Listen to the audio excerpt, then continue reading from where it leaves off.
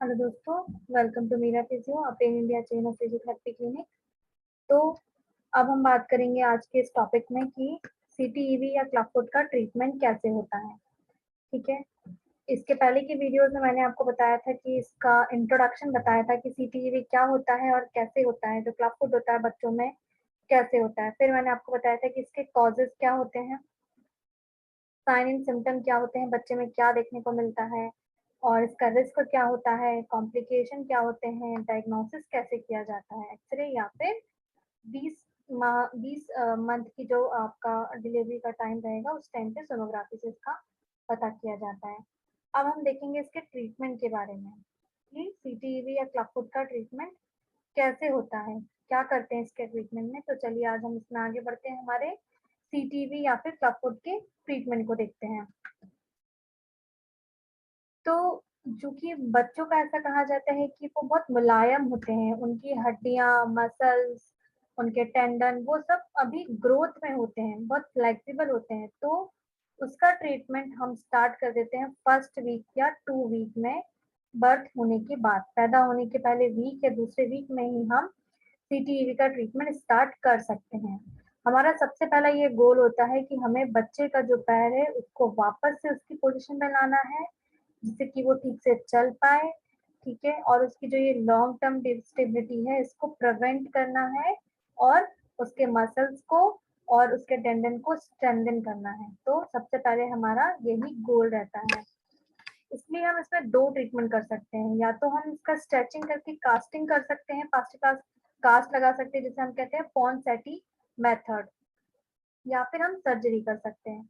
तो चलिए आज हम ट्रीटमेंट में ये दोनों इसका जो मेथड है पॉन्सेटी मेथड और सर्जरी ये क्या होती है इनको देखते हैं। तो सबसे पहला है हमारा पॉन्सेटी मेथड, स्ट्रेचिंग मेथड। तो ये सबसे कॉमन मेथड होती है क्लबफुट की।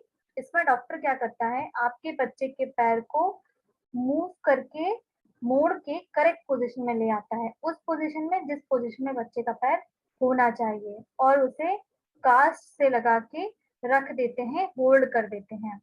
ठीक है। और ये कई वीक तक किया जाता है, हर वीक एक नया कास्ट बनता है, क्योंकि हर वीक एक नया प्रोग्रेशन आता है। और इसे हम कई महीनों तक चलाते हैं, अनटिल अनलेस जब तक हमें हमारे गोल को अचीव ना कर ले, हम उसका पैर सीधा ना कर ले, तब तक हम ये जो कास्ट है उसमें लगा के रखते हैं। ठीक है। तो कभी कभार ऐसा होता है पॉन्सेटी मेथड में भी कि टेंडन को निकाल के फिर से उसका स्टिच करके फिर उसको कास्ट किया जाता है। ये अच्छी प्रोसेस है, इससे जल्दी रिजल्ट भी आते हैं। तो हर एक वीक को आपका कास्ट बच्चे का जो होगा वो चेंज होगा, पोजीशन चेंज होगी, और ये कई महीने तक भी चलती है। इसमें हम पॉन्सेटी मेथड के साथ अकाइलिस टेंडनोटोमी यानी कि अकाइलिस टेंडन का रिमूवल भी साथ में करने की जरूरत पड़ सकती है, अगर बहुत ज्यादा सीवियर आपका सीटीवी बच्चे का है तो ये देखिए, हर एक स्टेज 1 में पैर पूरी तरीके से मुड़ा हुआ था, तो 6-7 डेज के लिए पहला कास्ट रहा। फिर पैर जब थोड़ा सा अलाइन में आया तो 6-7 डेज के लिए दूसरा कास्ट बांध के रखा। थर्ड कास्ट भी हमने थर्ड स्टेज में बांधा, फोर्थ कास्ट हमने फोर्थ स्टेज में बांधा, और हमारा फिफ्थ कास्ट होता है वो भी हम फिफ्थ स्टेज में लगाते हैं, और ये सब 6-7 डेज के लिए 1 वीक के लिए लगाते हैं। और इस तरीके से ही बच्चे के पैर की पोजीशन को देखते हुए हर वीक जो है इसका जो प्रोटोकॉल होता है कास्ट का वो चेंज होता रहता है। ठीक है। तो जैसे ही बच्चे का शेप वापस में आ जाता है, उसका फुट जो है वापस से उसके अलाइनमेंट में आ जाता है, तो हमें कुछ चीजों का मेंटेन करना चाहिए, कुछ चीजों को फॉलो करना चाहिए, जैसे कि बच्चे के पैर की बराबर स्ट्रेंथनिंग और बराबर स्ट्रेचिंग। ठीक है। बच्चे का पैर जो है स्पेशल टाइप के शूज और ब्रेसेस आते हैं उसमें ही रखना चाहिए, वही पहनाना चाहिए। और ये ध्यान देना चाहिए कि बच्चा वो शूज और ब्रेसेस जो है वो जितना ज्यादा हो सके उतना ज्यादा पहन सके। फुल टाइम पहले 3 महीने तक का, जब तक आपका बच्चा है तब तक उसे फुल टाइम पहनाएं। फिर इसके बाद रात में और या फिर वो दिन में जब सोता हो उसमें तब पहनाएं। स्टार्टिंग के 3 मंथ आपको हमेशा पहना के रखने हैं, फिर उसके बाद रात में सोते टाइम में या फिर जब वो दिन में सोता है तब उसको शू या ब्रेसेस पहना के सुला दें। तो इस तरीके से ये ब्रेसेस का प्रोटोकॉल आगे बढ़ेगा। इस मेथड के लिए जो ब्रेसेस होते हैं वो आप अपने डॉक्टर से कंसल्ट करके उसके अकॉर्डिंग बनवाएं, और ये बात ध्यान रखें कि किसी भी एक ब्रेसेस को आप ज्यादा दिन ना घसीटें, क्योंकि बच्चे का पैर जैसे जैसे रीअलाइन होगा वैसे वैसे ब्रेसेस भी रीअलाइन होगा। अगर एक ब्रेसेस गलत, बच्चे का पैर वापस से उसी सिचुएशन में जा सकता है, उसी पोजीशन में स्टक हो सकता है। इसीलिए हमेशा ध्यान रखें, जो ब्रेसेस है वो डॉक्टर से कंसल्ट करके बनवाए, रेगुलर उसका फॉलो अप लें और रेगुलर उसका रीअलाइनमेंट करते रहें डॉक्टर की कंसल्ट से। फिर आता है हमारा सर्जरी। अगर बच्चे में बहुत ज्यादा सीवियर सीटीवी देखा गया है और उसका नॉन सर्जिकल ट्रीटमेंट या जो है वो रिजल्ट नहीं ला पा रहा है, उससे बच्चा ठीक नहीं हो पा रहा है, तो हमें सर्जरी की मेथड अपनानी पड़ती है। इस मेथड के लिए सर्जन क्या करता है, जो टेंडन है हमारा, जो लिगामेंट है, उसको लेंथन करता है, लंबा करके वापस से रीपोजिशन में ला देता है। ठीक है, तो जो आपका पैर है वो वापस से उसी पोजीशन में आ जाता है जिस पोजीशन में हुआ करता है सारे बच्चों का। ठीक है, सर्जरी के बाद भी आपको कास्ट पहनना है 2 महीने के लिए, और इसमें भी सेम वही प्रोटोकॉल रहेंगे जो आपके पॉन्सेप्टी मेथड में थे, कि आपको ब्रेसेस को टाइम के साथ साथ रीअलाइन करना है, बच्चे के पैर का प्रॉपर चेकअप करवाना है, और साथ ही साथ अगर आप ये चीजें प्रॉपर नहीं करेंगे तो हो सकता है कि क्लबफुट वापस से बच्चे में वापस आ जाए। ठीक है, बट ये भी चीज देखी गई है कि जैसे जैसे बच्चा बड़ा होता जाता है वैसे वैसे उसकी एक्टिविटीज बढ़ती जाती हैं, तो हमें बच्चे का पैर पूरी तरीके से ठीक करना है, तो उसके लिए सिर्फ एक सर्जरी मात्र से वो पूरी तरीके से करेक्ट नहीं हो सकता है। उसके लिए बच्चा जैसे जैसे बड़ा होता जाएगा वैसे वैसे उसके शूज ब्रेसेस भी चेंज होंगे, एक्टिविटीज भी चेंज होगी, और फिजिकल नीड भी, हमें फिजिकल स्टैंडिंग भी उसकी बढ़ानी है। तो हमारी ये सर्जरी है, अगर हमारा जो नॉन सर्जिकल ट्रीटमेंट है अगर वो कामयाब नहीं होता है तो फिर हम सर्जरी की तरफ जाते हैं, टेंडन सर्जरी की तरफ हम इसमें जाते हैं। ठीक है, तो ये रही इसकी क्लबफुट सर्जरी, जिसमें आपका सर्जन यहाँ से इंसिजन लगाता है या फिर लिगामेंट को स्ट्रेंथन कर देता है या फिर शॉर्टन कर देता है और वापस से अपनी पोजीशन में ला देता है।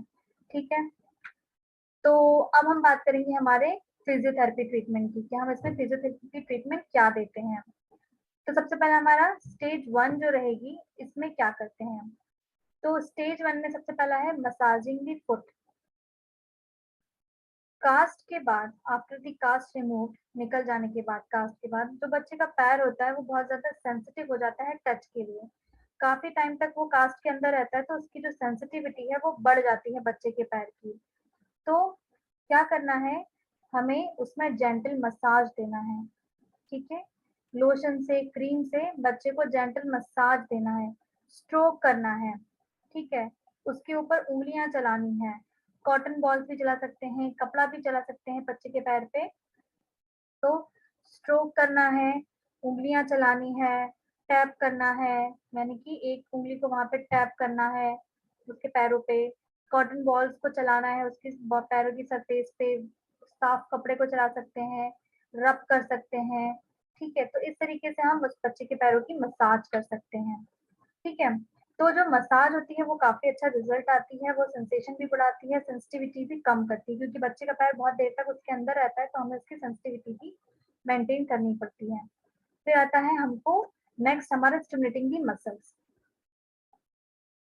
तो जो बच्चे का जो क्लबफुट होता है, जो मसल्स होती हैं जो खींच रही होती हैं पैर अंदर की तरफ, नीचे की तरफ, तो वो बहुत स्ट्रांग हो जाती हैं।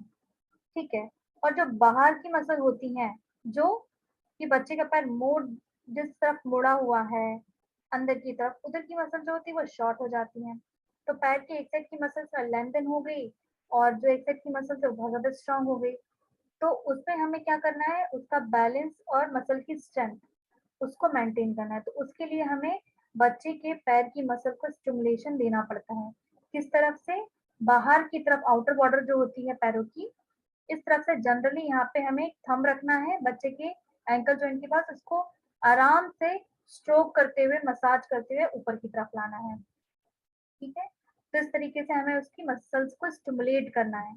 बाहर की तरफ जो है बच्चे का पैर, उसको पहले हमें पैर को सीधा पकड़ना है, फिर बच्चे का पैर जो बाहर की तरफ है उसमें एंकल से लेके हील से लेके लिटिल टो तक हमें उसको मसाज करते हुए स्ट्रोक करते हुए हमारे उंगली को ऊपर की तरफ लाना है। आप ये उंगली से भी कर सकते हैं और थंब से भी कर सकते हैं। तो इस तरीके की हमें मसाज का स्टिमुलेशन देना है। फिर आता है हमारा स्ट्रेच करना है अबडक्शन को डॉर्सीफ्लेक्शन को। ठीक है, तो इसके लिए हमें क्या करना रहेगा, आपका बच्चा जब आपके बूट से या बाल से या शूज से जब बाहर आए उसका पैर, तब हमें उसको स्ट्रेचिंग एक्सरसाइज करवानी है। ठीक है, तो इसके लिए आपको क्या करना है, बच्चे का पैर जो है उसको पकड़ना है, ग्रास्प करना है हील की तरफ से। इस तरफ इमेज में दिख रहा है आपको, इस तरह से हमें बच्चे का पैर जो है नीचे की तरफ से ग्रास्प करना है, सपोर्ट करना है। फिर एक थंब जो होगा बच्चे के पैर में पीछे की तरफ होगा उंगली की तरफ, और उसको हमें ऊपर की तरफ स्ट्रेच करना है डॉर्सीफ्लेक्शन में। ठीक है, ऊपर की तरफ उसको हमें स्ट्रेच करना है। ठीक है, तो ये हमारा डॉर्सीफ्लेक्शन और अबडक्शन का स्ट्रेचिंग हुआ। फिर हमें स्ट्रेचिंग देना है प्लांटर फ्लेक्शन में। ठीक है, तो जो प्लांटर फ्लेक्शन की जो मसल्स होती हैं एंकल में वो बहुत ज्यादा टाइट होती हैं, बहुत ज्यादा टाइट हो जाती हैं क्योंकि वो कास्ट के अंदर बहुत देर तक रहती हैं करेक्ट करने के लिए डिफॉर्मिटी को।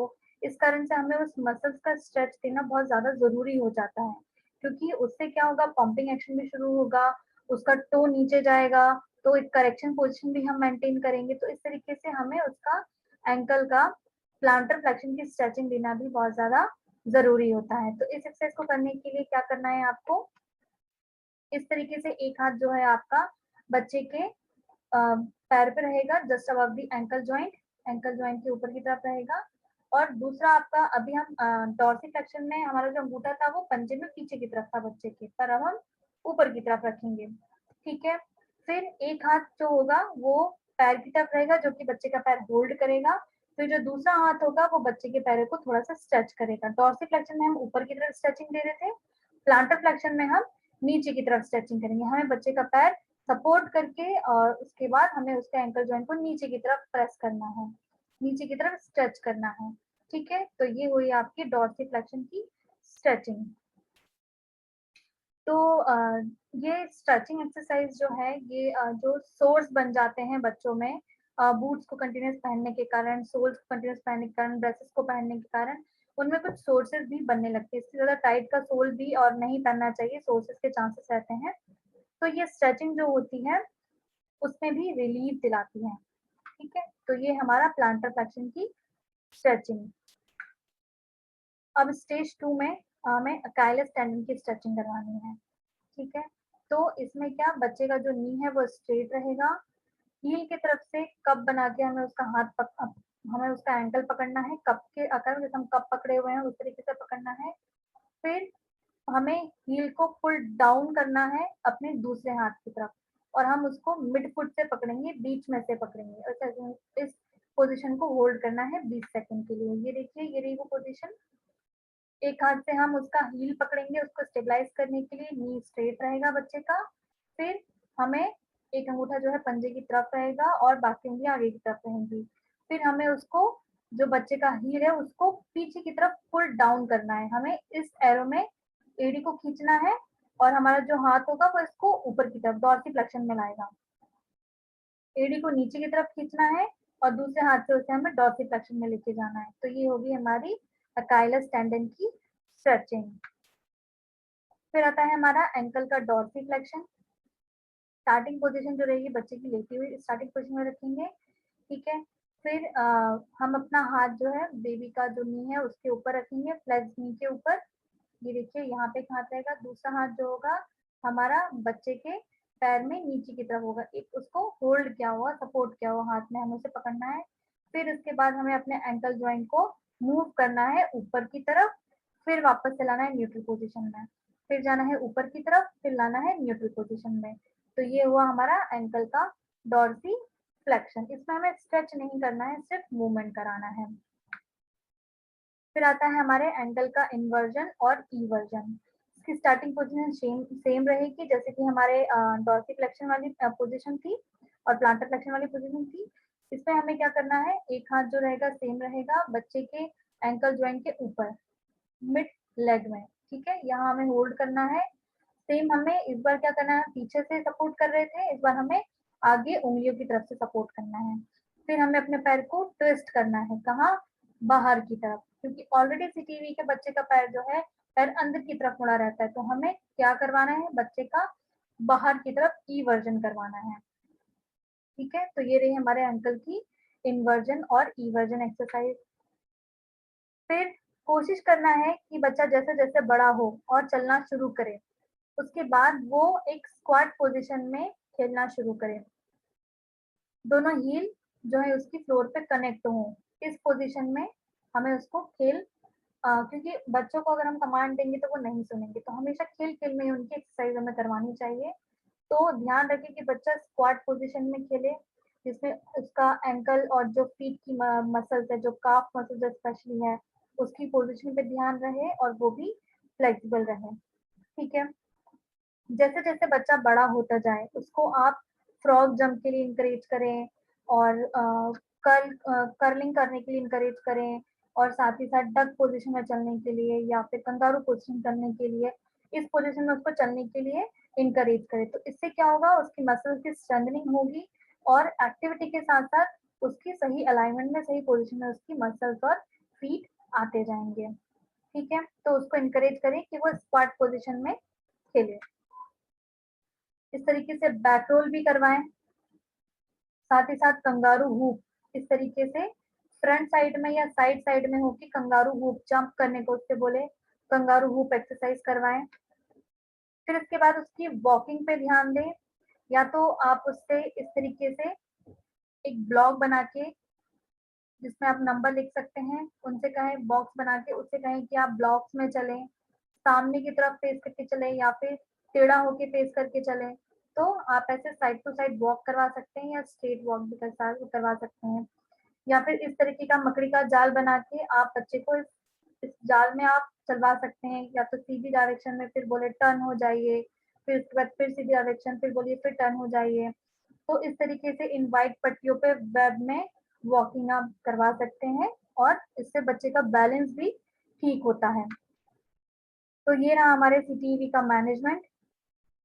इसमें फिजियोथेरेपी मैनेजमेंट हमने देखा, सर्जिकल देखा, पॉन्सेटी मेथड देखा। तो ये हमारे सीटीईवी का मैनेजमेंट। तो मैं आशा करती हूँ कि ये आपको हेल्दी रखने में, आपके बच्चे को फिट रखने में मदद करें। Thank you so much.